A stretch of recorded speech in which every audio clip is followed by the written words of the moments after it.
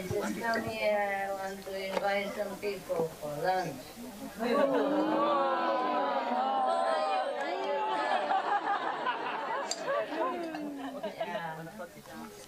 I don't really know whom I should invite, so okay. We have the Vietnamese, we have the Chinese, we have the snowflakes, we have the chocolate flakes, chocolate chips, and we have the contact person, and we have some of my personal old buggers that I knew from LA. So what shall I do? Okay, I do mini mo. Huh? We start from here. Okay, you start. Mini mo. This for me and this for you. What was that? Chinese.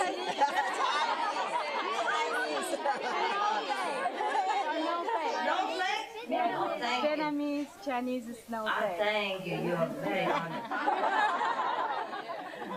Teacher, trainer. Are you Chinese or Vietnamese? Chinese. Oh, that's why. Honesty is a very good quality. Yeah, okay. So you can come also. Okay, I think we should go on and I go and have lunch with the snowflake.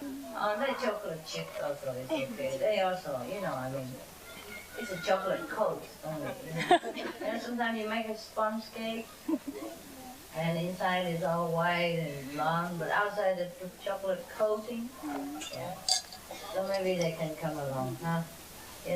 Okay? Chocolate coat. Oh my God. All right, now you know, huh?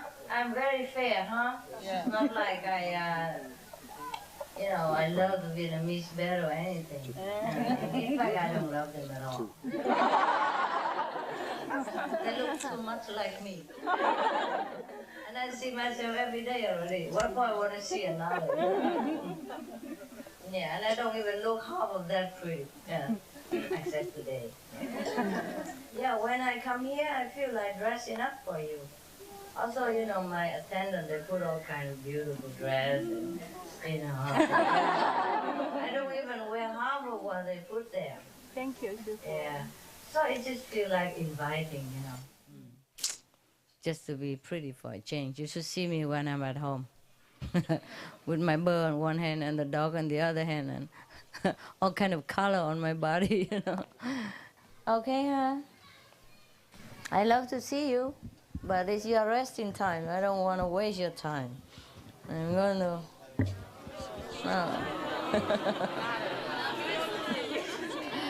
I was thinking I go with the snowflakes, no? Hey, I'll come back later. Well, we see each other in the hall, no? Or you want to sit here and meditate? Are you laughing? No good? Sit here also not bad, huh? Is it very hot in there? Isn't it nice, huh? My God. You have so much blessing. Yes. You must have meditated a very great deal at home. So that God loves you. Yeah. Yeah, we need some more blessing in this world, huh? So many terrible things happen. Things have to get worse before it get better. Huh? Right? Yeah. They get to the worst and then get to the best. That's the Taoism philosophy. Okay, let's hope so, huh? Yeah. So who consider themselves snowflakes or chocolate flakes, raise their hand. So make sure they understand what I'm talking about. Huh? Yeah, okay. No, you're not snowflake, you are cornflake. You're like me, you're cornflakes. Yeah, we have chocolate chips, we have snowflakes, and we... Actually, what do they call it? Snowflakes? Yeah, that's what they call themselves. Cream flakes, sugar flakes. Why sugar? Refined sugar. Huh? It sounds more appetizing because snowflake, we don't eat snow, right? Chocolate sound good, no? So, sugar, huh? Rock sugar. Rock sugar? Rock candy? What? Frosty flake. Wow, that's on top of the chocolate. Oh, okay. Huh? Too much sugar. You're right, you're right. I can't afford it, huh? Never mind, I eat anything. All right, you know where my old house is? Well, over there. Well, if you don't know, it's bad for you. Because if you left your place empty, 10 would take that place, and I'd be overcrowded. Okay, if you don't know, try to find out. There's a map somewhere for treasure hunting. You know? Okay, just follow somebody who knows. I'll see you in a while. All right? When I see you all in a while, also. You can come, of course. Thank you, Master. I don't know what flag you are, because to be honest, Indian, what kind of flag is that? Curry flag. Okay, let's go, hey? Let's go. Thank you for the audience.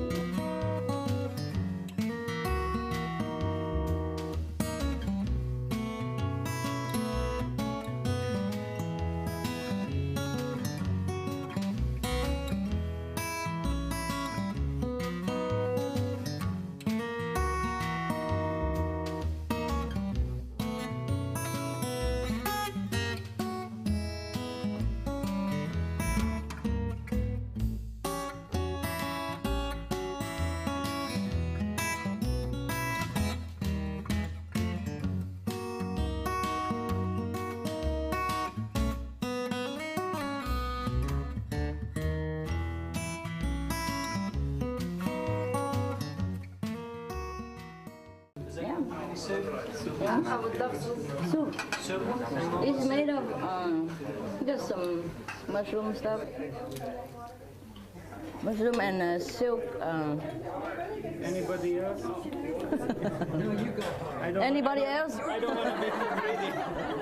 Just take the big bowl. That's all right. Take the whole thing. there was a two friends eating in the restaurant, you know, and they were eating fish. So there were 4 of them, and the one just keep eating. It's 3 already, you know. So the other guy just pushed the rest, and then he realized he ate too much, so he pushed the last fish to the friend and said, "Oh, I'm sorry, here's yours." He said, "No, you eat it to make them 2 pairs to accompany each other." Master, 2 months ago I was in Iran. Yeah. And I talked about not eating animals to everyone I know. Yeah. But they began to talk about Muhammad wanted to offer sheep. Yeah. I didn't know what to say. But you know, they cannot, I cannot reason more. But it's so unfortunately that I couldn't reason with so many people that I like to. I know you have to read the Quran first, and then understand under which situation the Prophet did that and why. Okay? It's like in the Bible. God demands his son. Yeah? He tests him. Say, "Give me your son." And he has the only one son. And God wants him to kill his son to prove his faith. I don't know what kind of God, but don't ask me, but it happened. And this Abraham, I forgot, Abraham, took his son and was crying while weeping, but he loved his God. So he said, whatever God says must be true, must be done. So he go and was almost kill his son. He tied his son up already, and then God said, no, I'm just joking. Well, I'm not surprised. Why? He has nothing else better to do as a God. So he said, there is a ram, you know, I get caught in a bush there. You kill that ram for me, that's enough. But the ram is manifested by God anyway. It's not a real ram, or, well, you know, God can do everything, anything. Yeah? So there's no mystery about what the master does or not do. He has to do what he has to do.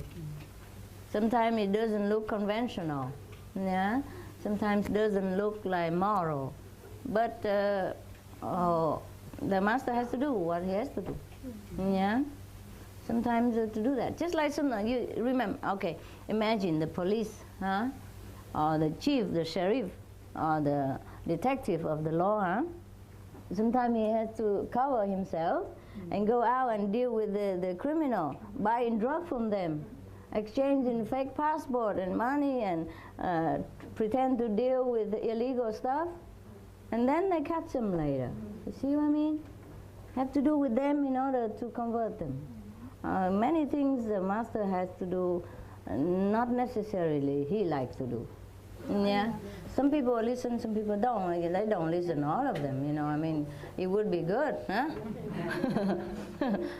But it's also good that don't all listen. Otherwise, I don't have enough center. This is very small, and we all crowded already. We're thinking of buying another one, you know, and blah blah blah blah blah, you know. Yeah, it's okay. Whatever happened, happened. Everything is okay, really, like that. You know, I mean, if you want to remember yourself and you suffer so much and you want to progress quicker than usual, then I may help you. If you don't and you choose a slower road, who cares?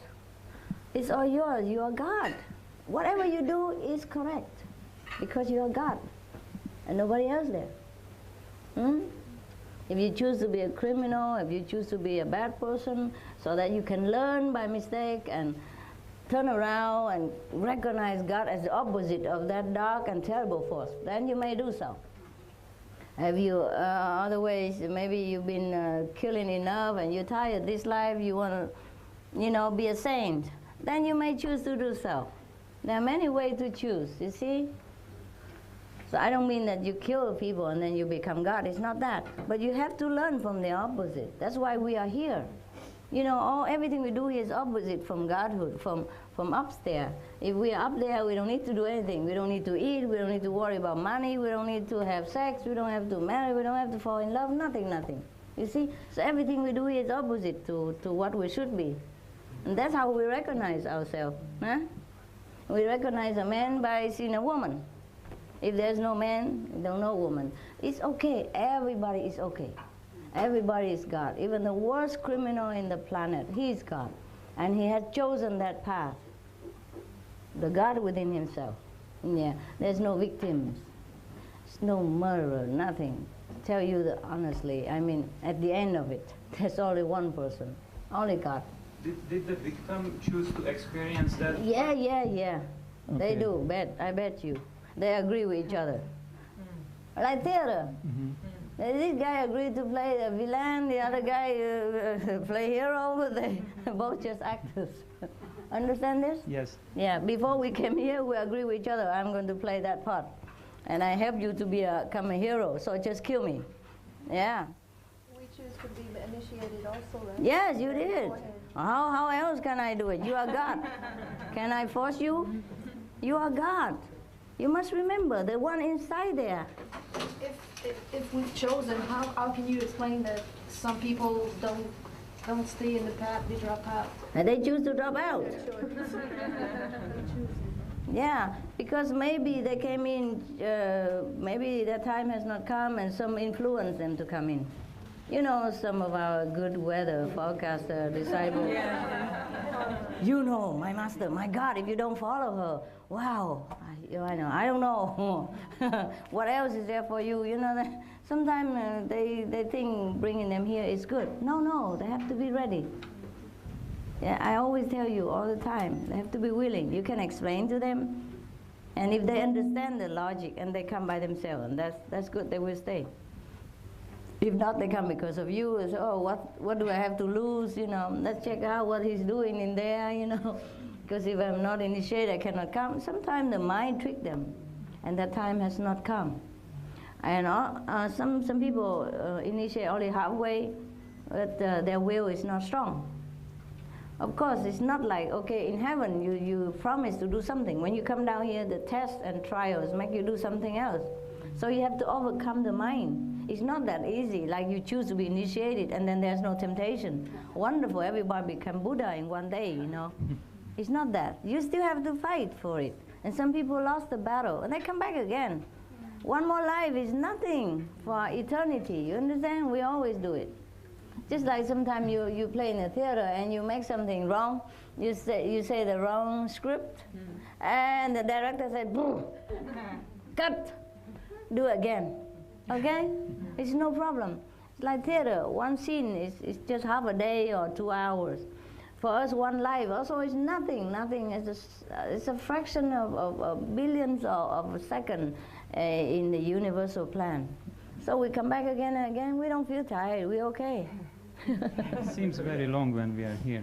Yeah. My God, aren't you pessimistic? Master, recently I asked the Master in my meditation that when I check out of here, I would like to go straight to the 5th level. I really don't want to come back here under You don't ask much, huh?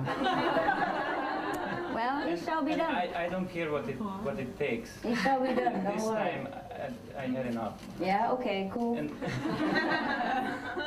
so, Hey, don't is worry. this possible? You will change. Yeah, possible. If that's all you want, that's all you get. No problem. If you keep that idea in your mind all the time until the time you die, then you go there. Okay, now the next step would be that if I were to reach the 5th level even before I die, then I would be able to have Master better here while Sure, I'm sure. here. Sure, but Is that possible? it could be possible too. But I don't know if it's possible with you. It depends on you, you know? Depends on how you I do anything. anything. Nobody needs you to do anything. You have to control here. It's not that you need to do anything. It's not like you die 100 times and then, you know, and then you become Buddha. Or you offer anything, you become Buddha. It's not only that. It's just a determination of the soul inside, whether he wants it this life or not. You see what I mean? Yeah. Does he have to prepare that before he comes? How much seriously you want to achieve? Oh, it depends. Yeah, and yeah, many people, everybody wants to prepare for this. But when they come down, it's sway around a little bit. And then, because the Maya is there, the king of illusion is there waiting for you. Welcome home, baby. Let's see how strong you are. Come here. Here's a beautiful girl. Here's a president position. Here's a big company, big money. And then you work yourself to death. You serve the girl, and then you're so tired. Even if you want to go find Master, you don't know where. You lost the energy, and you're sick, and then you die. And then, okay, my God, my time run out. Oh, I know, next time, I try again. This time. The director says cut. Huh? What? The director cut, says yeah, cut. Next. But it doesn't matter, really, actually, it's like that. You're determined to find God anyway. Before we come down here, that's what we're going to do. You know, we want to know ourselves as God by being not God. See, you want to find a mirror so you can see your face, although the mirror thing is illusion, but you need that. The one inside there is not you, but you need that to see yourself. You look into that and you recognize yourself. You understand? How else would you see yourself? Should I stand here and look at myself or stand where? You see, the mirror is illusion. The one you look inside is you, but yet it's not you. You see what I mean? So this world is full of God, but yet it's not the God. The God is inside looking at the God outside here. It's, never mind. It's a bad reflection of the real thing, right? Yeah, well, it's a good reflection. It's just, yeah, it's just that, you know, we look into the mirror and we get confused because this mirror of the Maya is different. It's a magic mirror in the wall, you know. It's not the mirror of the mirror, but the mirror of the mirror. Yeah.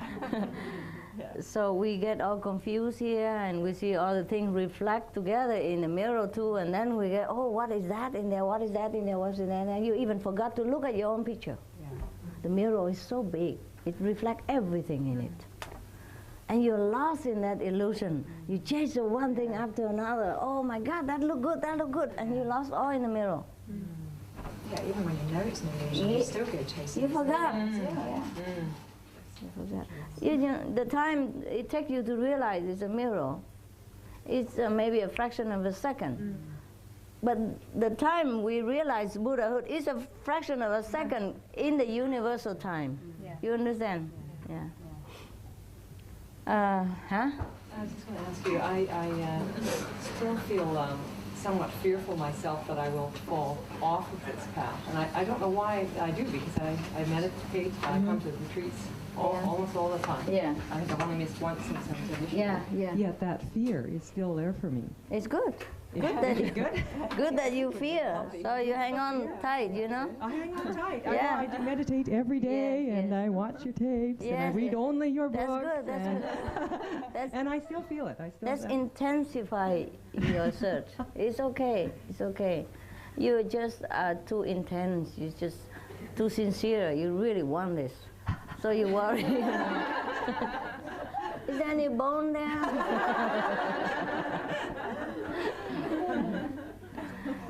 Yeah, that's what it is. You're so intense, you worry, you lose it, you know. And that is good. They're very one-pointed. Yeah? We never can be sure with the Maya.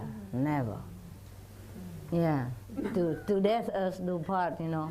They follow you everywhere. The king of the magician, follow you everywhere. They make anything to make you happy, but stay. You know, sit, stay. Hear the bone, sit and stay. Yeah. Anyway, the reflection in the mirror is a real one. It's us. That's why it looks so real. Body, but it's not the soul. But if you take the mirror away, it's not there anymore. You see what I mean? Whereas we are here. Yeah. And similarly, the one that always here is the one in there. And this one, if we take everything away, no reflection of the world, you know, everything gone. The body gone. You see? This is a reflection. Yeah. But because this mirror is so vast, so dimensional. Have you seen the 3D and 4D? Look like the actor is just zooming right at you or jumping on top of your head and you scream sometimes. That's how real it is. And the 3D of life, the 4D of life is more real than that, so we can even touch. You see what I mean?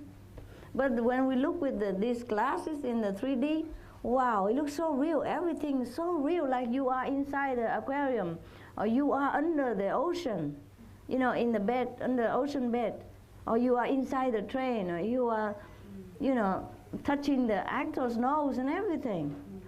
That's the illusion of it. Just similar to life. It's so real that we get lost in this. So when you see in the 3D or 4D, at that time, do you remember who you are or you were watching? No, you were in there completely. For that instant, you forget completely that you are the watcher. You get scared. You want to run. You want to punch the bad guy. You know, all kind of emotion arise in you because you identify yourself with what's going on in front of you. You take part in it because it's so real. You become one of it. You see? Similarly, this life is like that. Except that it's much grander in scale, much more refined, that we could not even think it is a film. We're not allowed to think like that anymore because we are completely programmed to forget that we are not, that we are the watcher. Yes. So you meditate. Yeah, until you meditate, then sometimes you realize, oh my God, who is that? That's an ugly body staying there. It's not me. So ugly, and I have to go back there. Oh, no, and then zoom, you go in. And then you cry, oh no, Master, I don't want to stay here. Take me up again. Until next time. Yeah. You see that, huh? And then you see even everything disappear, the whole world disappear, all this illusion disappear. You see just true self, it's true light, and just heaven and God. So that's just when you realize, you know, that's the end of the movies. Yeah, but for us, it doesn't end like end and then it end again. You know, we just like take a break and come back again. For us, Yeah. it's the beginning of the sufferings. Huh? For us, it's the beginning of the sufferings, Why? knowing that there is better elsewhere. Oh no, you shouldn't suffer. Of course, you feel regret, but you should be happy. Somebody else never know that. A lot of people don't even know that. At least we know it sometimes. We can take a break from the 3D. They're film forever. Never ending. What?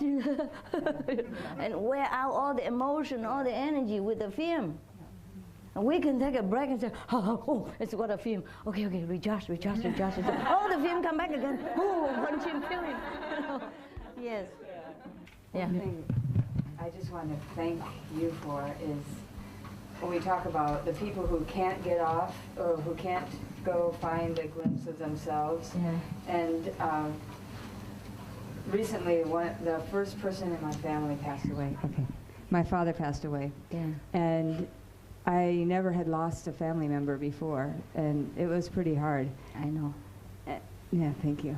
And then at one time, I was out near my father's house, and I suddenly had this sense that he used to call you the Asian princess. That was his name for you because he saw your picture in my car. Oh. And so he knew that you were my master, and that he was okay, even though he didn't follow the path or anything. But you know, he was. Yeah. So I had this sense that he's dying. I mean, he's dead. Okay. Mm-hmm. And then he'd say, oh, that's the Asian princess, and I just feel so grateful that he at least has the taste of that freedom. Mm-hmm. He knows the freedom, and even though he never knew he was looking for it when he was alive, that he Must take care of him. No problem. Well, it's one of the greatest gifts. It's not excluded. Yeah. Told you already. Yeah. Yeah. So if he knows the master when he's alive, so much better even. Yeah. Even if people don't know the master power also takes care. So much more if he knows, you know, and even like and give a name. Princess, not a bad name. I like that. That saves him. Yeah. Wow. Okay, huh? Anything else over there? Oh, way over there. I thought you guys want to go rest. Come, yes. How are we all related to you? Like in previous lives, because we have this strong connection. Did we follow you before? Yeah, some of you. Some are not. Yeah. But I mean, I cannot count one. There's too many, you know. Yeah, some of you have connections, some of you not. Some of you have indirect connection. Like, okay, read the sample booklet and throw it in the dustbin. Hocus pocus, salatante. And then, you know, even it's bad connection, but it's still a connection. If it was a good connection, sometimes like, okay, you know, your friend follow the master and you don't abuse her or anything, you don't say anything bad, but you don't believe. But because through your friend, you know, your friend pray for you. Yeah, like, oh, please, she's so ignorant, help her, you know. But because in that lifetime, she's so stubborn, you don't want also her time not come. So the next time, when she come back, the master follow. She didn't follow master, master has to follow her. The friend promised with the disciple. Yeah. So if you had a good connection before, for example, like, okay, you don't believe in a master, but maybe you read a book and you think, oh, she's cute. Yeah, something like that. And, or you wonder who that is, you know. Or if the master is there and you give some water or something, yeah, and then the master will help you more. Yeah, it's easier. And the relationship is good. So when you're reborn again, because you might not want to go liberated at that lifetime. Not all of your relatives want to be liberated. If they want, the master immediately take. There's no problem. But you cannot force a God to go up there against their will, because they're all God. You see what I mean? So anyway, because we look so many, but we just one God together. We just separated. It's like a hand with many fingers, but it's one hand. Anyway, so whatever a disciple wants is God's will is because of that. Because He's God too. But the mind interfere, you know. So sometimes you want to, but the mind tell you, oh no, eat meat, drink wine, it's good for you. A boyfriend don't like, and blah blah blah. But at least when the master, you see master, you give something, or you say hello, you know, respectfully. Then even though you don't want to go back to heaven this lifetime, you're too busy to enjoy your worldly heaven. But the master remember that. You see, next time that is a good karma that you have saw. And then so next life you come back, you met the master, you feel something familiar. And whatever she say, you believe, because you already had impression last life. And that's a good karma. Eh? Or maybe your relative or friend believe in a master. Yeah, but you don't want to, because your soul doesn't want to go yet. But then next time you're ready, you see, and the master come and you believe right away. Yeah, because you already have good karma, good connection. But the bad karma are very difficult. Sometimes the master had to suffer in this life in order to save that person. Even bad connection, it is still a connection. Yeah. Any connections last forever. Yeah, any connection lasts until it's solved. Yeah, in a good way. Master, is liberation the same as God consciousness? Yeah, that means you're free from illusion, the thinking that you are this body and you are this and that. Mm-hmm. Yeah? And God consciousness starts at the 5th level, or? It started at this level already. Yeah, but obscured by the mind. Yeah, I mean complete realization. Yeah, complete begin at 5th. But it's never complete. Yeah? You remind me of, remember when, Master, you said about the Buddha was a man, he's into numbers? You like question? Master, can I ask a question? Sure. I don't pray a lot for myself. It's whenever life just happens and I meditate, and if it's positive, I take the positive, and if it's not, I meditate more. But I have a question about praying for others. Often when it's usually bad circumstances happening to people we love or people we don't know, and we say, oh, let's pray for them. Yeah.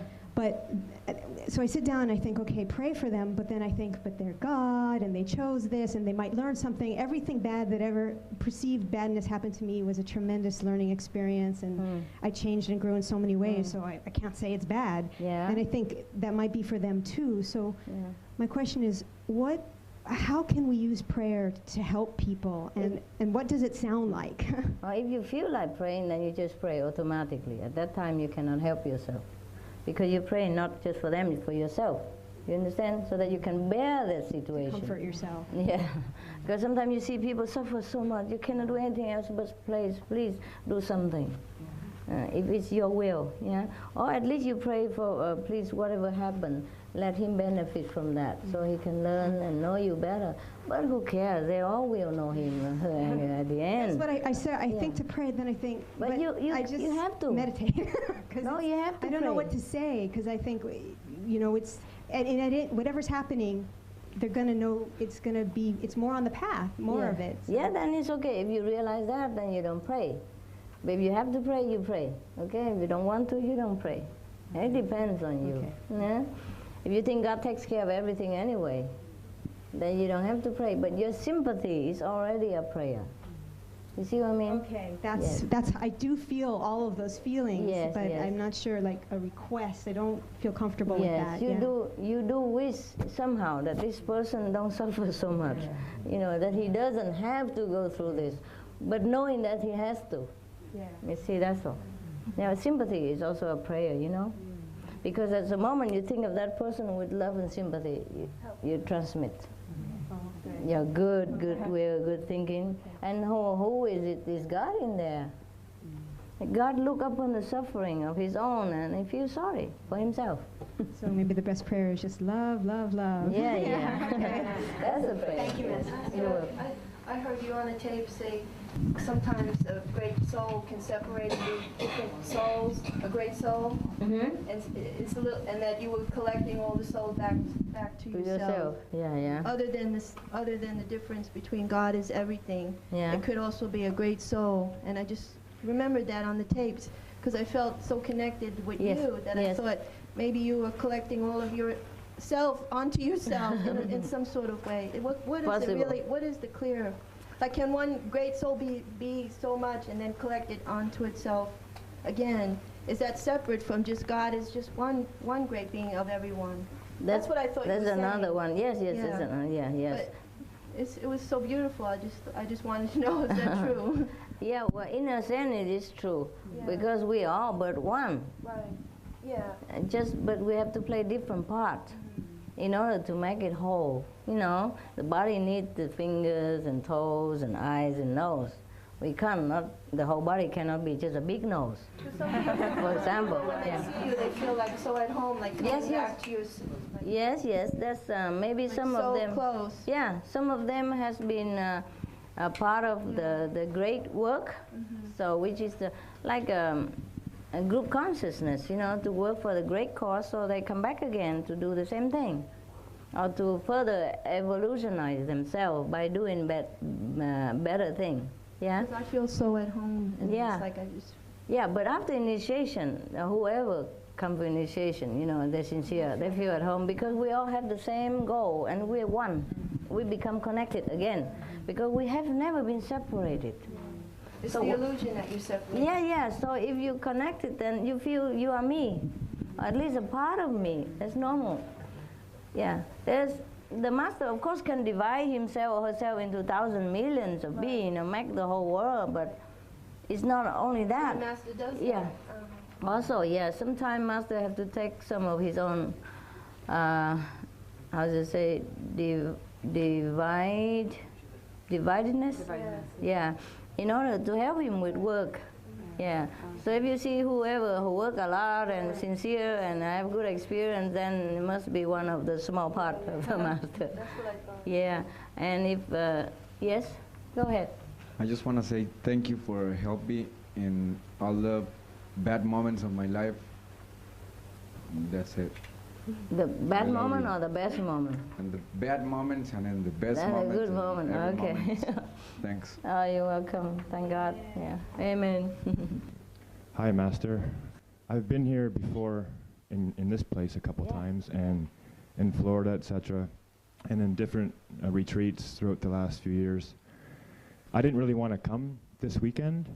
Not inside, I wanted to come, of course, but because I'm trying to get out of financial debt, and it's expensive and only for a couple of days, I thought, you know, I'll just put this money towards my debt, and it will help me in the future. But no, I looked at your picture and I asked, you know, inside, and the response was, "Come, there's something waiting for you." So I thought, actually, I didn't think my mind really gave me a conflict. I didn't believe in myself or that feeling. Right. So I was under tremendous stress, basically in conflict, just like 2 nights ago over whether I should come or stay, you know, spend the money, etc.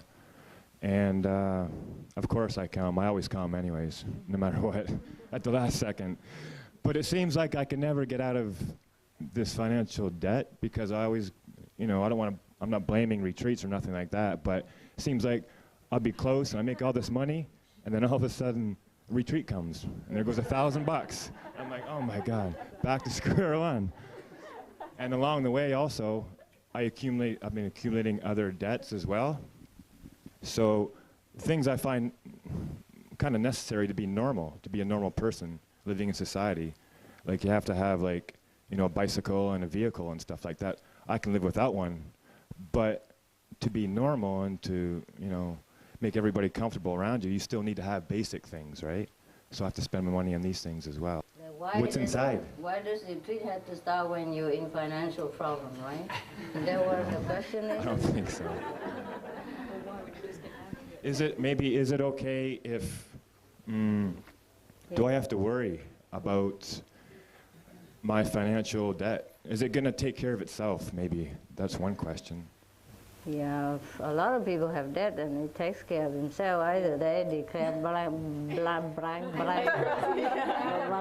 Maybe sea, or they go to retreat in a cell, you know. No worry, right? They go in there, the food and clothes, everything taken care of. the sister just said, like, just don't, basically quit worrying about it. Yeah. Well, try to do your best, though, to overcome it. And, well, if you really couldn't afford to go to retreat, then just skip one until you stabilize and then go next time. Right. The messenger said before Christmas said, I said, is it better to go to retreat or if you're in debt to pay off your debt? And he said, you better pay it because you don't want to owe money. Yeah. Just in case. But you owe a lot of money? I don't think so. I take care of that. Okay, since you risked your life to come here this time. But I do expect you to do the duty to yourself and to society. Spend only what you have, okay?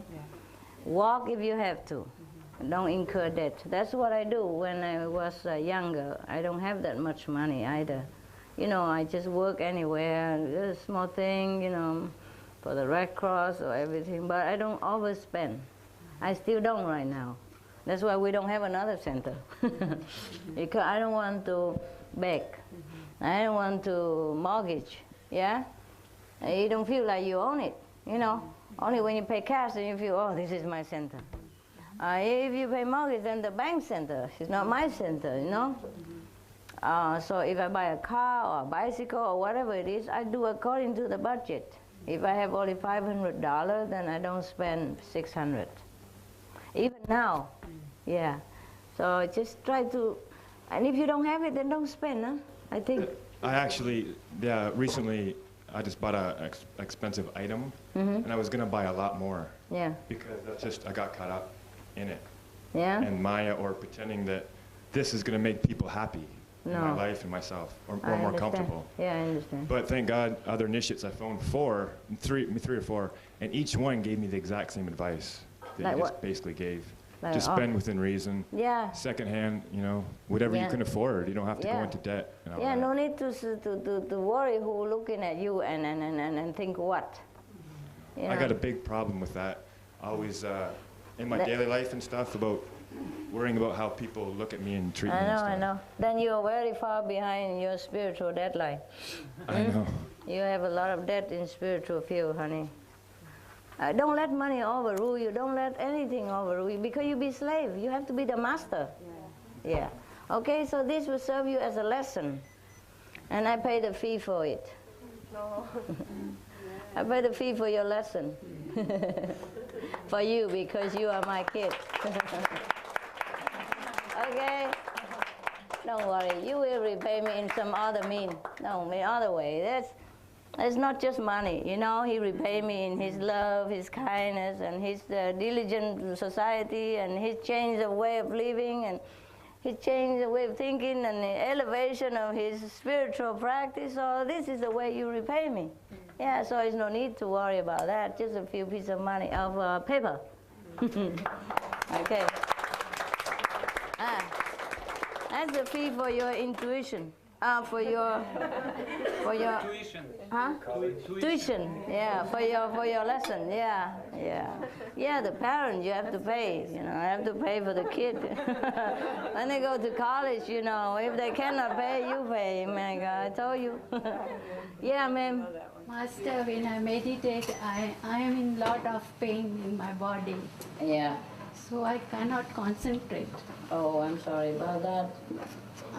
What kind of pain you have? Did you go to doctor? Yes, but the doctor now checked me whole thing. They say you have only anxiety. Possible. Yes. It is possible, very much. That work out in your body, you know. So what worries you? You have to find the cause. I don't know. I'm worry a lot? very depressed because I feel I'm meditating, but I'm not meditating. It's okay. I'm just sitting. My God, that's good enough already. Yeah. Other people go out shopping and spend money on diamond, and you spend your time on God. in your condition and in your suffering like that, you still sit there. It's very good already. Sometimes I feel I'm taking pain off my friends and relatives and everybody. Also, yes. That's possible. That's the price we pay for being a wife, because a wife means you have a husband. And a husband may have a parents, father-in-law and kids, and you know, the kids have friends, and the husband have parents and a sister, brother, blah, blah, blah, blah, blah. Now my mother is old, she's 86. My father passed away. Now she has become insane. Oh my God. And she also irritates me a lot. Whenever I go to see her, I go her every alternate day to see her, to give her a company. Do you have to stay a very long time? No, I don't stay very long, because when she irritates me, I cannot sit there. Every 2 minutes she repeats the things. Of course, never mind. It's just like you don't hear it. Why you have to react to an insane woman? If the dog bark at you, you bark at them too. Okay? She cannot understand. So be compassionate. Be happy that you are not her. That I feel inside myself. At least I have a master, I'm meditating. You don't listen. Okay, you just plug your ears when you go there. Buy some earplugs. And recite the 5 names while she talks. Oh, why the Walkman, you know, put the thing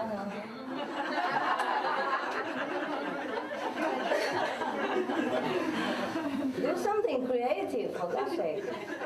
Don't sit there and take in all the insult or the irritation. Why? It's just a theater. She doesn't know what she's saying. All right? You should not take it as an offense or anything. Listen to music. If she doesn't know at all, so she don't mind you listen to anything. Put the earplug in your ear and listen to lecture and laugh, or when she was scolding you, you laugh, and probably she was startled and maybe she wakes up from her dream. You know, when I'm angry with her, she cursed me. She said, you will suffer from your children, same way. No, you see, that's terrible. So you better not listen, and so you don't react, okay? Can you not react? For example, if I scold you, will you scold me back? No, okay? Okay, so you treat her like your master, because she's teaching you something also, you know? Teach you to be more loving, more tolerant, and more understanding, more sympathetic. She has gone through a lot. That's why she lost her mind. Be happy that it's her, not you. Okay? Be happy you don't have to suffer like that. At least you still have a strong arm and then you come to see her instead of somebody else come to see you. So be happy that you're not in that situation. And that alone, you should feel sorry for her and feel happy already. Suppose it were you. Can you imagine? More suffering, more suffering. So whatever she say, just laugh, as if I say it. If I say it, you wouldn't be mad. Okay, so can you put me there? Because I'm in there, I'm in her heart. And when she dies, she'll come with me. And she'll talk bad about you when she comes. When my father passed away, she is the nervous type. I thought she will be faint or she will do something. I just told her, Master is before you. She justly stopped everything, and up to this today, she's not crying or doing anything for my father. I just told her, Master is before you. Master what? Take care of her?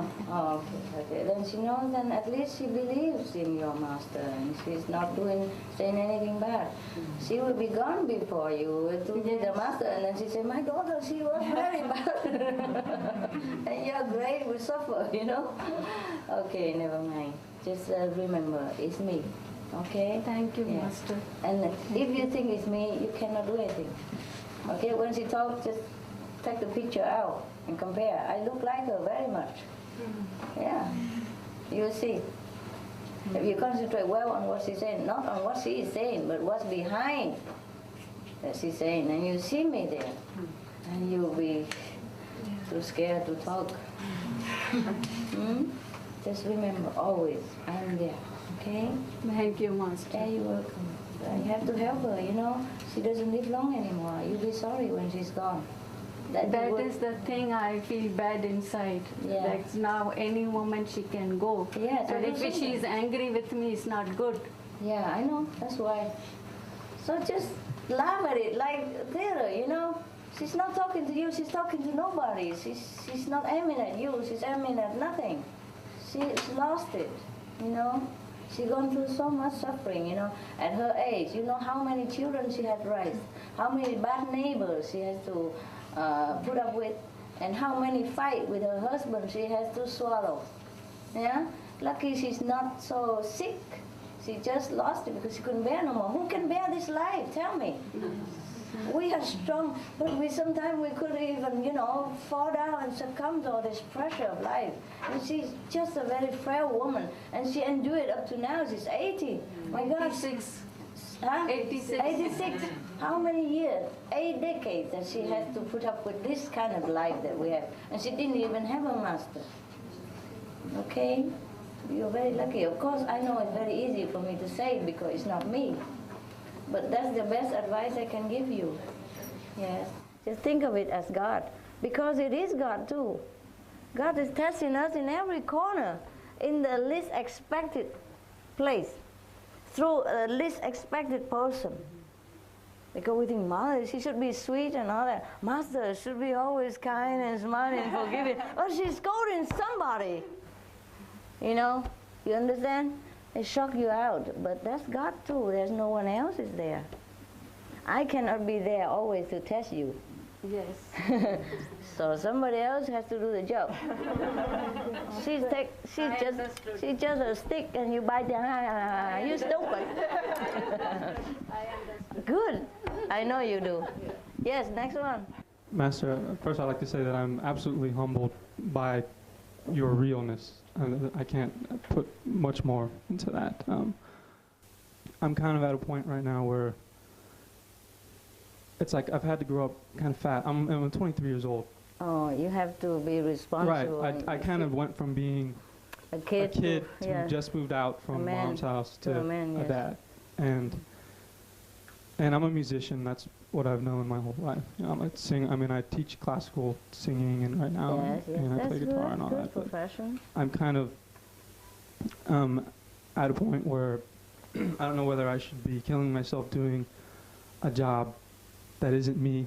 You know, that isn't really helping anyone, helping anyone to be expressive or to really find themselves. You know, in whatever it may be, and doing what's truly me, which is music and whatnot. And I mean, I have a lot of pressure from a lot of different angles. Yes. You know, one being obviously being our debt. We've acquired a lot of debt over I can't even talk about the amount, but.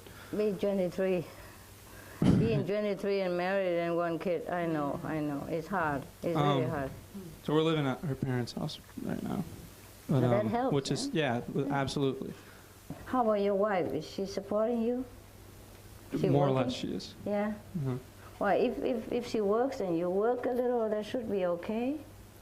It should be, but and I haven't been able to find a real job so that she can raise our daughter other than someone else, you know, like daycare or something like that. Yeah, well. And it's been like 2 years since I've been doing computer tech stuff, and that kind of went down with the economy and whatnot. So what you want? You want to quit music and find real money? Absolutely, I do not want to. But I mean, it's what I'm just kind of. So what's your question? You don't know where should my energy be? Meditation. Oh, right. But as far as taking care of my family, I mean, freedom is my #1 goal. But yeah, you should put more energy and concentration on whenever you can meditate. Even if 5 minutes, that should be solid 5 minutes. Okay? And then everything else comes from that. Mostly it's like that. There's so many wonderful stories come from meditation, and you still haven't believed in it fully. You forget the provider. Huh? Because I felt like I was like, you were talking about the movie earlier, you know, it was like I've lived most of my life knowing that the movie wasn't real. Yeah. And even though it was hard to be in the movie, I could still step out of it and say, and then go back in. But lately I felt like I've almost been in the movie, like permanently. Okay. Try not to worry too much, because that doesn't help anything. You have to focus on what you want, okay? And then, for example, whatever you can cut. As far as love concerned, not. But everything else, if you don't need, just cut it. You don't need more clothes than 3, 4 pair. One wash, one wear, one in case the wear is worn, and another one is for a special occasion. That's it. Same with your wife, simple, okay? And then if you can go with pool car or go by bus, or get a bicycle with a helmet, yeah, instead of a car, for example, like that. Live in the basement if you have to, until you stabilize. The kid don't know the difference between a basement and an upstairs if he has love from the parents. My birds, they don't care where they live, as long as I'm there. Or my dog also. I don't care where I change, or, you know, sometimes we squeeze in one, you know, mobile home or, you know, RV, small RV with 5 dogs and 2 other human beings. That's 3 human beings and 5 dogs in an RV. A big RV, of course, the biggest. Not the biggest, but the big. But still, it's crowded, but we're happy, you know. I almost stay there forever. I don't want to go back home or anything. It's all tax and bills and whatnot, you know. But then I had to go. First, I have to come back, see you. I do other things somewhere else. And then if we come back, the mobile park is taken over. Or maybe the neighbors cause trouble. I have to go. Can you imagine? Even I live in a RV. Some people always come and bug me. There was a lady, you know, I live there so happily. A month you pay $150. That's it, no more bill, nothing. Just there, and you have electricity, water, and everything. And you can stay there forever. It's good, I don't mind, you know, next to her. But the one lady, she had 3 dogs, small one. And she always take them to go do poo-poo right in front of my house. She knew I have dog, and my attendant told her, don't go near here, it's so small. We have a Rottweiler here, and he could hurt you. And she knows that. She come and tell her dog, oh, you don't go there, he could kill you. But then she stand there. And then my attendant says, you have to push leash on your dog so he don't run all over. You know, might bump into my dog, you know, because my dog have to come out sometimes. And they're so strong, they might hurt you. Yeah, but I don't know where my leash is. And my attendant says, there in your pocket. I said, oh, yeah, oh, it is my leash here. And I said, come out here, come. Please come here. And leave the dog there like forever. And my attendant have to chase the dog for her, and she loves that. She come back again every day 3, 4 times. Just stay right in front of my door, nowhere else. And come here, dog, don't go there, he kill you. That big dog, he kill you. And hide in the leash in the pocket. Every day she change a different dog. Oh, it's a bad dog today. Why you run over there? And my attendant said, if you just walk back over there, and she'll follow you. Dog will go, will follow master. No, I have to take her first. Come here, baby. And when I come out, it's pool and pee everywhere, and we have to take it. And sometimes we don't see it at night, you know, I'm stepping on it. Thank you very much. And then, our dogs are vegetarian, their dogs are not, and oh my God, all kind of color, and yesterday, ham, and and today chicken, everything is there, and fish and whatever. I can smell it all. But right in front of my RV, always, every day, no matter what we say. We're nice to her, no good. We're firm to her, no good. She just does what she does. So we just can't even stay, you know, even that, because she keeps coming forever. Just to do the same theater every day. We love her dogs and we love her, but we don't love the step, you know, the step on stuff. It's so funny. Something like that, for example, you know. Yeah, all the neighbors come, just stay in front of my house, you know, and then with the music, you don't hear nothing. You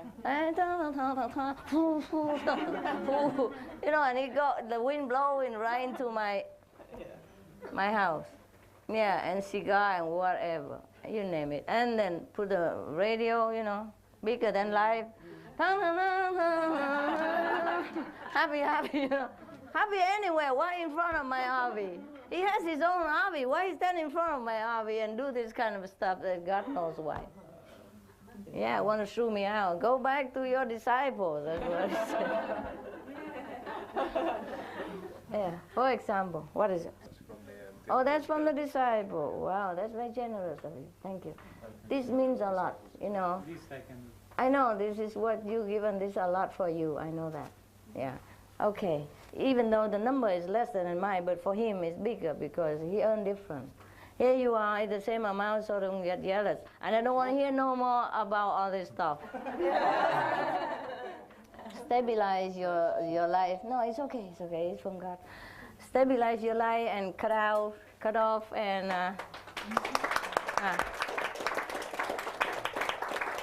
stand on your feet. Okay? Stand on your feet again. Okay? Don't let it get you down. Yeah. Honey, yes. Tell me. Okay. You know what? The success in life is not you driving a Mercedes or whatever. It is how you can be proud without anything. Look, the Buddha, he forsake the whole kingdom, and he's the proudest of all men. That's what I call success. Don't be fooled by the neighbors, flashy stuff, and don't be deluded by them. It's difficult to live in a city without having to show up. You know, if you find difficult to control your mind because so much influence in the city, move to the countryside where the folks are more simple and they open their arms without you having anything. It's better to live where people are less fortunate because then you don't feel you are in need of compare. Yeah. Yeah, find some country neighborhood, something less pretentious so they don't give you pressure. Yeah. I tell you a story. You want to say something, or should I say it first, or? Well, Master, I wanted to take this time because of the two previous stories to tell my experience, and I think that a lot of people can benefit from this. Tell them. And what happened was, I'm an IT consultant. Yeah. And at times I would make more money than I ever thought would be possible, but October the 19th, I got laid off of my job, which is nothing unusual being a consultant. Yes. But this time, because of the economy, I haven't worked since then. But what I want to tell people is that at first the ego was hurt because I was laid off and I had worked 16, 17-hour days, whatever, with no warning.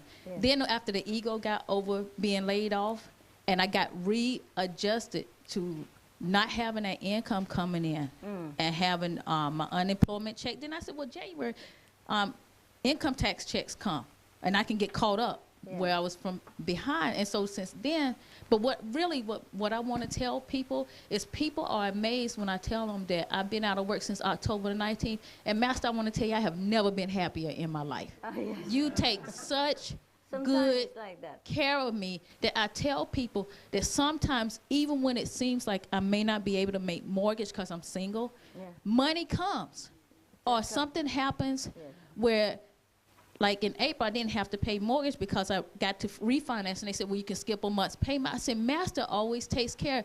If you focus on what's important, then everything else comes. And when the retreat came, I said, oh, you know, this may be the last unemployment check, but I have no doubt if I can get to Orlando, even if I have to hitchhike or wherever, I'm going because your priority. And it's like, well, Master, when I was in the mall one day, I said, why do I need another pair of pants?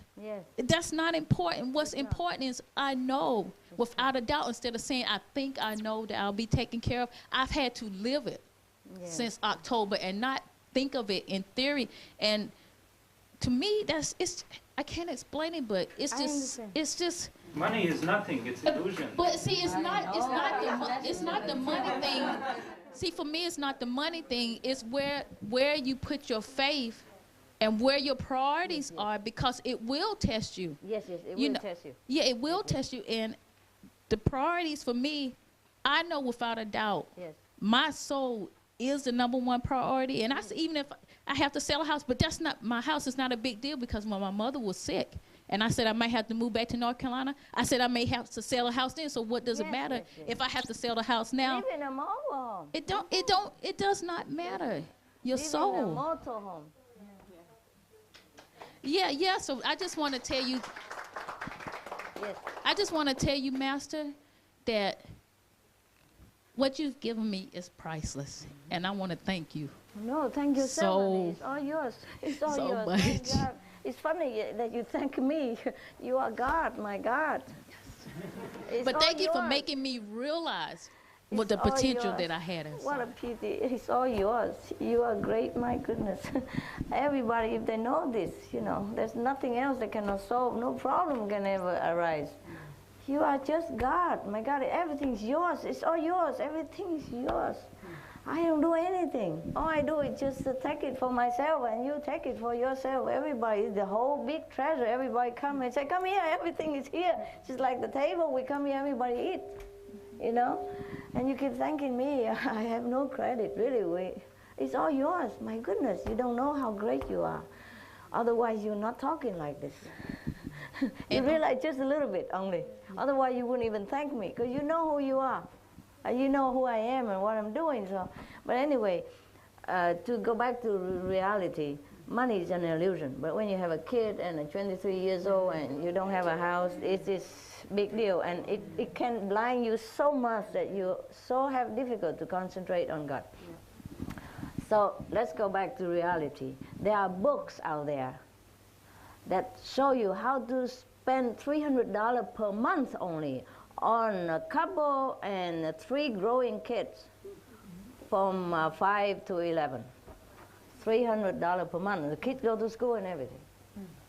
So just spend within budget. There are books. There's a family. There was a famous, they were a bestseller. I don't remember who it is, but it was on a newspaper somewhere. But you go in the bookshop and you probably ask something like that. How to economize, how to live on a small budget, thing like that, and learn from that experience. Yeah? I live in 300 US dollars. I live. But in Hong Kong, right? Yeah, Hong Kong 3,000. Oh, Hong Kong also expensive. I live. And you're $300 by yourself? 3,000 Hong Kong dollars. And how much is that US? Maybe 300. Yeah? Little more. Yeah. 300. Yeah. That's all you need really. If you're not doing the job that I do, well, if you don't have to, if you cannot afford retreat, don't go. Nah? I'm not mad, or God is not mad at you. You do what you can, okay? Take care of yourself. Okay? Yeah. Yes.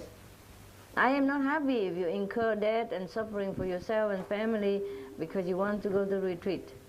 If you can, go. If you don't have enough talent to manage your life, and don't do it, okay? Yes, what? But it's for 23 years old, I'm not scolding you.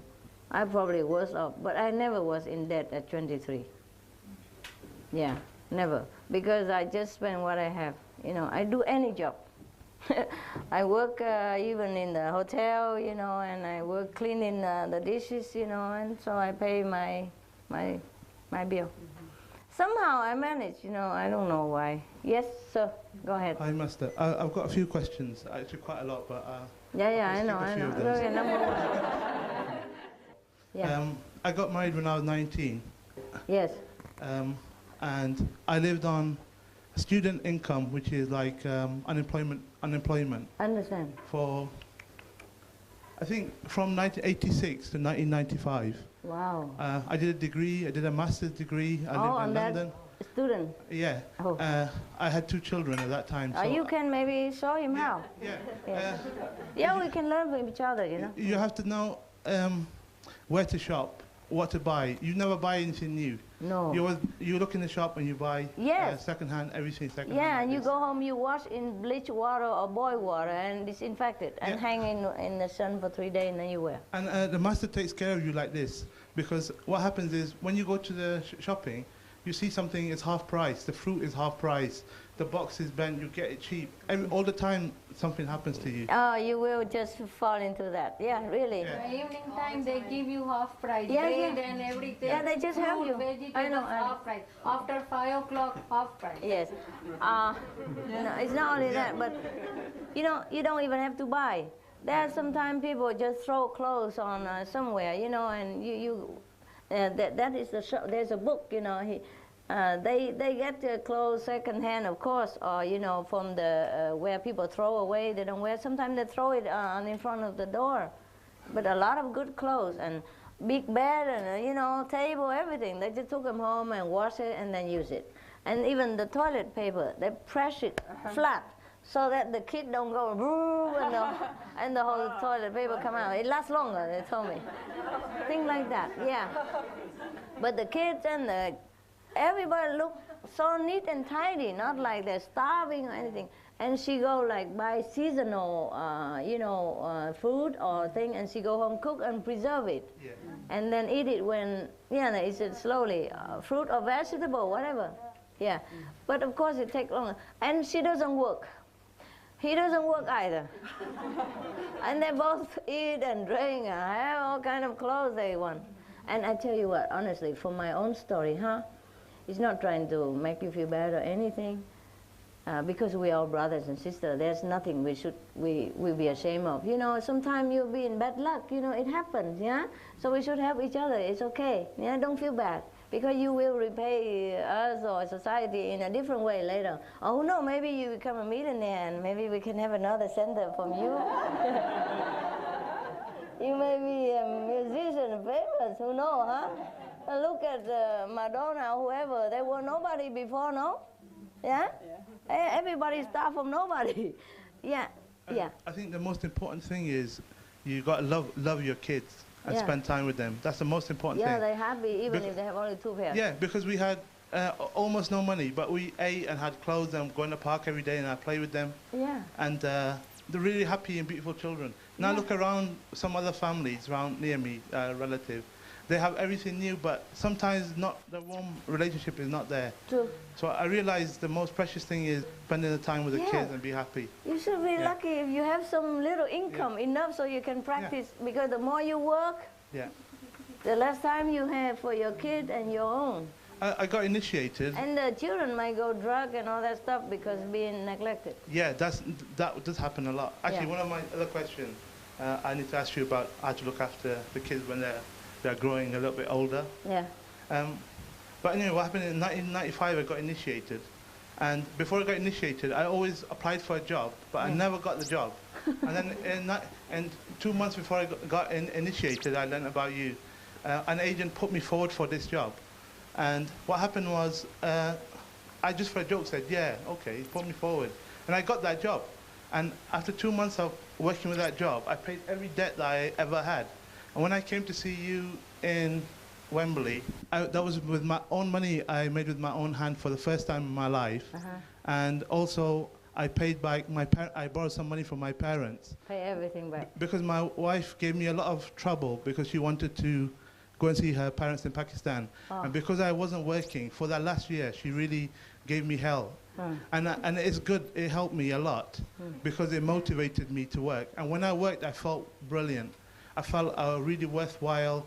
My sense of self-esteem was there, which is very important to a man. I don't know. No, he's working, but he wants to work in his musical I know. field. I was designing some computer games that I was going to sell. Wow. And then as soon as, what happened is I got a job as a programmer, which is all boring work, but it pays bills. Yeah. Yeah. And and then after a while, you don't care really what you do. The most important thing is you take the opportunity. Any opportunity that presents itself, you take it. It's true, because that means God wants you to do it. Yeah, yeah. Yeah. That way. Then later, you always get more and more choice as you as you go along. Yeah. I also wanted to be a musician so badly. I hid everywhere and tried to learn with my cousin, so I can do a few notes, because I learned by myself. But hiding from my father, because in our country, musicians, singers, especially women, are almost like low class. Yeah. No education, looked like a beggar, or kind of prostitute, kind of thing like that. Anyway, not respectful. Sure. So he never wanted me to learn anything, but I love singing and I love to be a musician, but I could not have it. So I listened to my parents and do something else. And I have lost my opportunity to be a musician or a singer, whatever that was that my dream was. But I still feel like I could have been a better singer. I would have still loved it. But it doesn't matter anymore. Look, I become something else. It's even greater than a musician. Yeah. Yeah? And I teach everybody different music. He's a real musician also. Yes. No. Yeah. What I mean is, we do have to sacrifice sometimes. Something, right? For somebody else. Yeah, for somebody else. For your wife or for your children. Yeah, also do something else. Or maybe God wants us to do something else. Yeah. There is one sage in India, he says something like, don't do what you want, and then you may do what you like. Yeah. And that turned a very bad and brutal Muslim into an enlightened saint immediately. Don't do what you want, and then you may do what you like. Yeah, You'll be allowed to, you'll be able to do what you like. Yeah, and then you're free, you know? Because you keep slaving for what you want. Sometimes it's a kind of also bondage. Maybe God doesn't want you to do there. Oh, sorry, the other side of the situation is like this. I also had many jobs because I'm a consultant. So I work for some months, then I'm out of work for many months. Yeah? And what I realized is this. When you cannot write your last page rent check, something will happen. I know I'll be in the job. Because I've done it so many times now. I have complete faith in that. Don't care anymore. Yeah, I know that before, I lost one of the job 2 years ago before Christmas. It was my stupidity for working too hard and finishing the job early. So they said, oh, you finished the job, bye-bye. They think you are bad, yeah. Now I've learned from that. But anyway, I don't want to... No, it's okay. It's good to be honest. Yeah. But I give them what they need now, as opposed to what I can do. Oh, okay. Yeah. Well, you just tell them the package, like I can finish this in 5 days. Yeah. But then he would then make me work at that same pace for the whole of 2 years then. Oh, I understand. And that is not good for me. Okay. Or for him, I don't think he can afford it. Yeah. I tell you what, when I was a student, at one time I was also very, I was very hard. I don't even have any money anymore. I went to France, you know, and I do some housekeeping job. But then for a doctor family, yeah, and there was a kid in there, and she was terrible. And the wife didn't understand, and she blamed me and all that. But this is not the point, yeah. And the doctor felt sorry for me somehow, and he was very handsome, and I was very young. I was 23. So kind of, I also felt a kind of, I don't know, sympathetic relationship with him. But of course, I was born in Vietnam, and you know, no messing up with the married men and things like that stuff, the Buddhists, you know. So it's just kind of having a crush, you know, little thing, but nothing serious. I don't even touch him or anything, you know, don't even look at him. But he's worse, you know. And I thought this okay like this, no problem. But then one day he advanced, you know what I mean? And he almost, he took me in the bedroom, and then I said, no, I don't do this. And then I had to leave then. Because I realized this time 2 people. If only me, then it's okay. I can hold it, you know. But now I know this guy is even worse. You know, he couldn't hold it. I didn't know he was, you know, having in love with me or anything. I didn't even know. So it was easy. So I thought it was me. But it was him all along. I didn't know. So now I realize the situation is not good. So I have to leave immediately. I didn't take 1 penny. I was too proud to ask. You know, also I love the guy, you know, and I don't feel like asking money like that. So I just left. I don't have more than a few francs in my pocket, which I have to save for bus. And then one day I don't even have money to go for bus, and it just happened too sudden. You understand? I wasn't prepared for it. I was just cooking, and he come and sweep me literally off my feet. So quick, I don't know what to do. You know, and then so anyway, afterward I sit down and talk to him, you know, I say, it's okay. You know, I know this good, but we cannot do that. You're Catholic, I'm Buddhist, you know, we don't do this. And he understood also, not that he didn't, but then I know, today I can control myself. I don't know if tomorrow I can. Because right now, I'm not alone anymore. You know, if I'm alone and I feel like Okay, just a fancy, it's no problem, just romantic thinking, and young, you know. But now he really advanced, you know, also physically, and I was scared. You know, I say, if I stay here longer, I'm going to break up his family without even wanting to. And what am I going to do? Send his kid somewhere, or let his kid live with his mother, and then he divorce and come live with me? And, do I want that kind of picture? Do I want that change in my life? No, of course not. I was young, but I was morally very well educated, so I left. I didn't have a place to stay. I don't know half a soul in Paris. I don't have a job. I don't have more than $10 in my pocket. And after a while, I have to walk home. You know, I just, you know, take the discard newspaper and look for a job. And then I got a job, all right, in the restaurant. And I could stay in that restaurant behind also. You know, it's not a room or anything. It's a storeroom, but it's okay. I have somewhere to stay. 3-4 days, I didn't have any food. And they let me stay a little while in their apartment, you know, upstairs, separately. But I don't dare to come down during all that time. I had to stay there for a while, but I don't want to see him. So I don't even want to go down and have food. They say, come down, eat, you know, even before you left, just come here and eat. But no, I stay there, just borrow their place, you know, where I stay, because when I got the job, I had a room too. But upstairs in the 6th floor, and you have to walk up 6th floor. I tell you, that's a very good thing. After you walk on 6th floor, you don't fall in love anymore. You worry you might fall, you know. And that's a good thing. And for some 3 or 4 days, I don't have anything to eat at all. Nothing to eat, just drink water. And I even have an injured pigeon. I take it into my apartment. So I gave him the last bread, whatever I had. And then later he's gone. And I got a job too. And then that doctor wanted to come see me again. Oh my God, and I had to run from that job. Yeah, I was stupid. I let him know where I work. I just said, I'm okay, I'm working here, it's okay. But then he came and I had to run again. But I had a few dollars more in my pocket. You know, I work a few days. I work some days and I earn some money, and that paid me to the next steps, you know. And I forgot what next. I forgot. Oh yeah, I got a job in a hotel or something like that. I can't remember. Of course, it cannot be, you know. And then I continue studying, you know, a little bit French, or study French, way of life and things like that. Fun, you know. As much as I have, it was fun.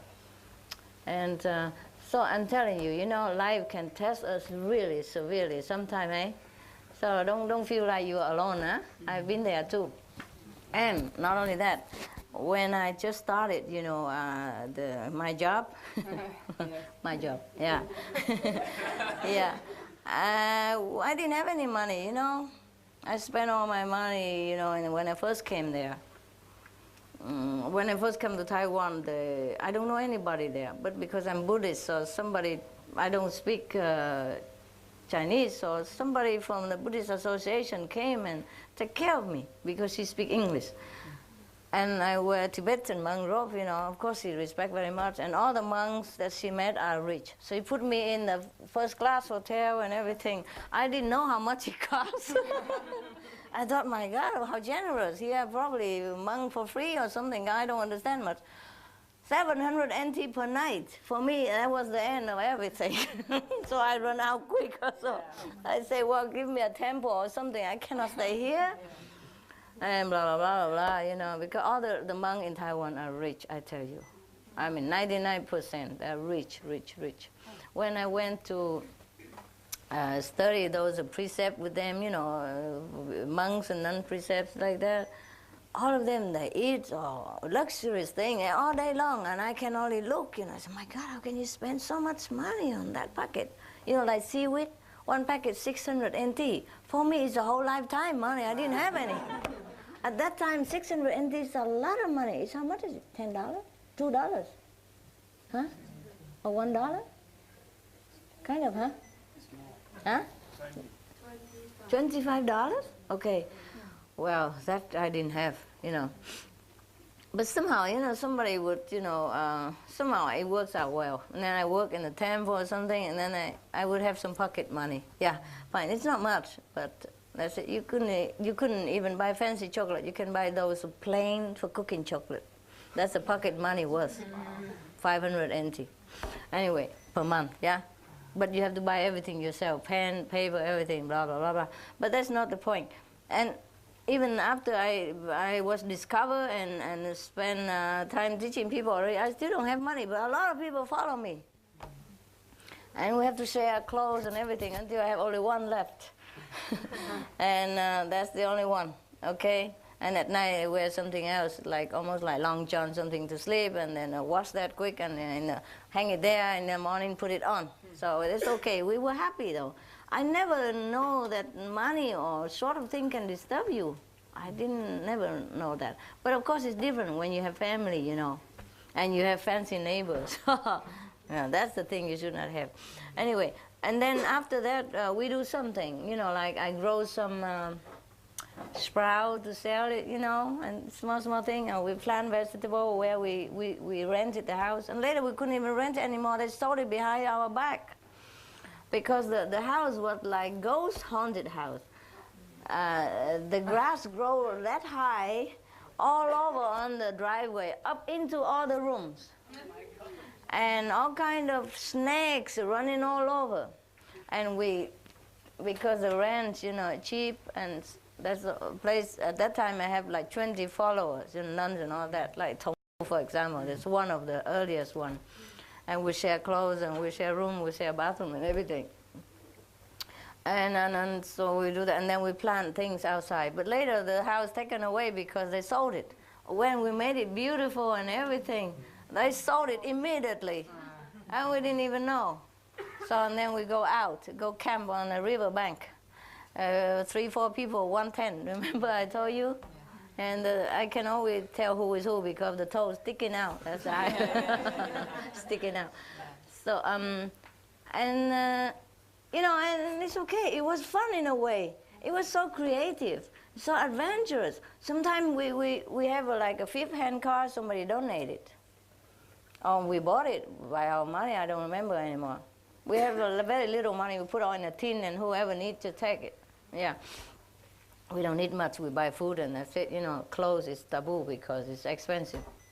Yeah.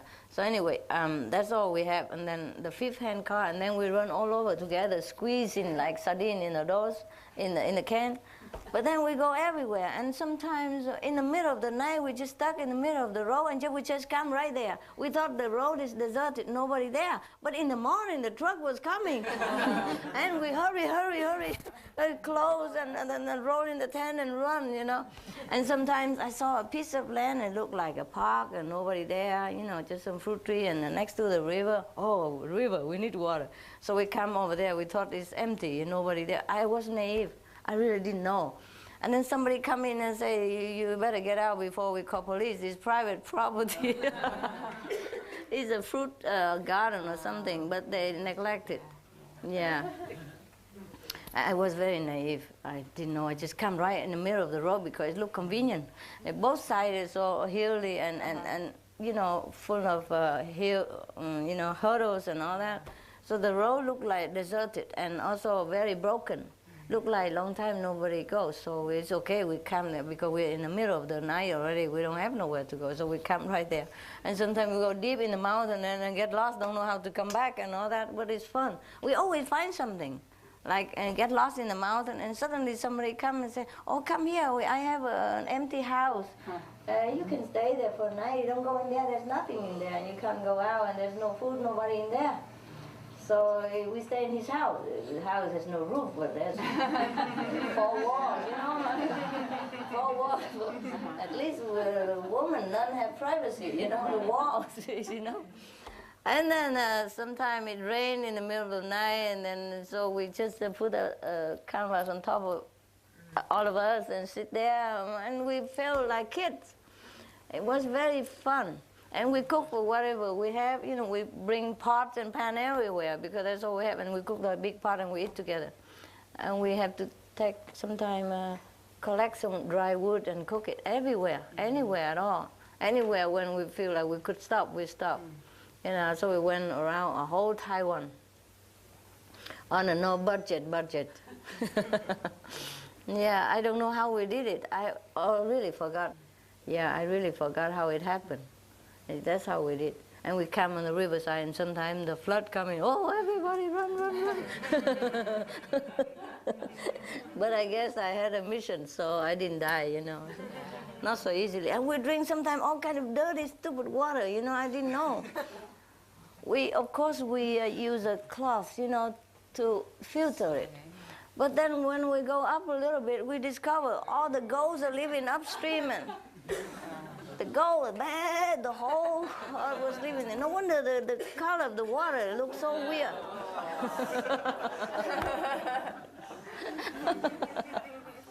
Yeah. But we live it. Yeah, all that, and I didn't have one bacteria in my body. I drink all the Ganges filthy water with, downstream from the, I say the leprous village. Yes. I didn't know until I go up, but it's too late. For example, you know, drink all kind of river water everywhere. My God, God must really love me. I have to say, this guy is really love me, or else how would I survive? You know, how would all of my nuns and monks survive, and how would they survive even? Yeah, under that condition, and we didn't have enough. We didn't have like nutritious food like right now. He is like king here. Yeah. This come after 5 or 10 years of hard work. And before that, because I didn't need to, I didn't do much. You know, just go lecture under that situation. We go around lecture and come everywhere. And didn't even take donation. So stubborn. Yeah. Yeah, but if I wanted to, you know, I could have had a better car, or, you know, at least they would donate any time. At least a better second-hand car, not the 5th-hand or 10th-hand car. And go sleep any time. You know, we just go 5 minutes and he wants to sleep on the street, and that's it. There's nothing we can do about it. We push, we kick, and we harass, and he just stay there and sleep. And then we have to run because we're late for lecture, and we hike or whatever, and he's still sleeping on the road. And then come back tomorrow, you know, some mechanic just appear from nowhere, you know, and come and fix it for us. Thing like that, yeah. But I have never wanted anything better than what I already have. And that's the beauty of life. You know, if you are content with what you have, that's the biggest blessing from God. Yeah. Actually, on the other hand, sometimes it's very important to come and see you. I remember one time, a few years ago, maybe 99 or 98 like this, I was very sick for about 2 weeks. Really, it was an illness, like a very karmic illness. Yes. And after the 2 weeks, I couldn't walk or anything. Oh, must be flu. Felt very sick, and my mind was like totally broken. My tongue was like this. I had fever, restlessness. One day I fell off the bed and I was on the floor, and that's the first peace I had for 10 days. So I told my wife, if I don't move after another half an hour, don't move me, I'm comfortable, but call an ambulance. It was really so bad. And also I didn't have a job. At that time I lost a job and was out of job for about 4 months. So the unemployment people wouldn't give me money because the way I was paid before. So I had nothing. I tried to get a job anywhere, but I couldn't get it. Yeah. But anyway, what happened is, when I was just getting better, the week after the illness, I got an email from one of the brothers in Oxford Centre. Yeah. He said there's a retreat or 2-day thing in, I can't remember where it was now, but I think either you were there or I don't think even you weren't there. Yeah, it was a 2-day thing somewhere. Yeah, so. But I had this childish thought in my mind that I should just go to the cash point and steal 200 pounds and buy the ticket and go. And it gave me peace for the first time. Yeah? I felt happy like a child. I thought I should go and do that. And that's the first time I felt happy for, like, it was and I think I needed that. So that's what I did. I was in debt nearly to the limit. So I went and took that money. You stole it? No. Well, no. It's not. Oh, the limit. Okay. Yeah, I can take some money, but I was thinking he went and stole it. And that's why he was so happy. Okay, so what happened? Okay, you did it. No, I did it. And when Took the last money. Yeah, because I knew it was going to be okay. Yeah? Then when I went to that place, Yes. it was a jewelry exhibition, I remember. Oh, then it's And in Paris. I was looking at all the jewelry, the rings. Yeah. And I never wanted a ring before. I think, how can I possibly afford such an expensive thing? And then I thought, if I should see which one I would buy if I was going to choose it. Mm-hmm. And then I tried them on, and then I ordered the ring. Mm-hmm. And then You see, there are people worse than you. What? He gave you advice, but it's worse. Okay, you order the ring with no money, with credit even. it was the worst situation financially of my life that time. Yeah. But when I went back, I got a job, my health was back, I paid all the debts off, I had the ring, came about 1 year later, Wow. everything was done. So it just depends in your heart what you really need at that time. Yeah. And sometimes it looks like it's bad, but you shouldn't worry too much about numbers or anything like that. Yeah. You should try to live not in debt. It feels good. Probably for the first time, I'm not in debt now. Uh-huh. I've always been in debt for many years, even though I make good money. I understand. But sometimes you need that. Yeah, I don't know. It's very important to come to practice sometimes. Yeah. And even it happens at your worst time, you must find that money from somewhere, or the opportunity will come. Yeah. But then when I went back to England, I got a tax rebate or something, or they accidentally sent me a rebate that I wasn't due for. And my accountant said, "What do you want to do with the money? Shall I return it?" I said, "I tell you what, give it to me now. I'll use it, and then later I'll pay them back when they ask for it." Borrow is okay. Borrow is okay. Because I thought God has done this to help me. Yes, and yes. I should. Why buy the book and be silly like Now this? you and can reject return it later. It's Yeah, all of right. course, Borrow I is okay. I did do that. Yeah. Not like you want to steal anything. It's delivered to your hand. Of course. You borrow it with the intention to repay later, and it's all right. Yeah, I knew everything would be okay in time. Yeah, good. Good that you have faith. Yeah. I really got faith now. Yeah. Because I've lost my job and got jobs so many times. Yeah. And I realized it's all to do with your need. And Yes. the last job I got, we had kind of a recession about 2 years ago in England in the IT market. Yeah. And I lost my job at the worst time, and for 4 months I didn't have work. And one day I went home after lots of interviews. I had lots of interviews, then I started having some offers. And I wrote the rent check. And as soon as I tore it from the paper, I knew that this was the last money. And as soon as that happened, within a few minutes, I got a phone call from an interview that I went on the Friday. And they said, if you want the job, you can come on Monday and start. So it all, everything works itself out financially anyway. Yeah. So really nothing to worry about. Yeah, you should meditate well also. Yeah. But of course, it's easier said than done, eh? And people have different karma. Consider that as well. Yeah. That is true. But nothing God cannot do. That is true, yes. Yes, the Lila. Yeah. I just want to say, Master, we are very blessed. This is such an honor to be here, and I love Florida. It's so beautiful. I've never been here before, and it was just lovely. It's really nice. But I could also tell the brothers and sisters about all my miracles I have witnessed along my path and along my journey through going through this life. But since I've met you, just have faith, and you will grow stronger and stronger. I have been battered, bruised, mentally, physically.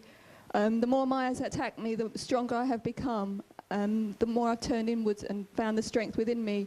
I finished a degree. I went and did a teacher training within the last 5 years. I had major operation, suffered bad marriage, and all sorts of things have happened to me. But I'm here to say I accept everything that comes my way, and I see everything as a blessing and say thank you to God, because I have learned so much and I've witnessed so many miracles. And just have that strong faith within you, and you will all get there eventually. And we're so honoured to have such a teacher to guide us. And we always keep saying thank you to you, but we would not been able to. I mean, you have woken me up, literally, and without you, I would still be asleep probably. And I have searched for you always, so, you know.